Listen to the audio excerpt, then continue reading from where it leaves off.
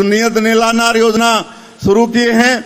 माननीय गृह मंत्री जी के आशीर्वाद से लगातार सुरक्षा कैंप खुल रहे हैं और जहां जहां भी सुरक्षा कैंप खुल रहे हैं, आज 100 से ज्यादा गांव वहां पर नियत नीलानार योजना के माध्यम से सड़क, बिजली, पानी, वहां राशन कार्ड बना रहे हैं। वहां पर स्कूल खुल रहा है। जहां यहां पर गोली की आवाज आती थी, आज स्कूल की घंटी की आवाज आ रही है। आज आदरणीय गृह मंत्री जी के दृढ़ इच्छा शक्ति के कारण, उनके संकल्प के कारण हम लोग बंद पड़े स्कूल को खोल रहे हैं, अस्पताल शुरू कर रहे हैं और नियत नीलानार योजना के माध्यम से सरकार की जो योजना है उनको लोगों तक पहुंचा रहे हैं।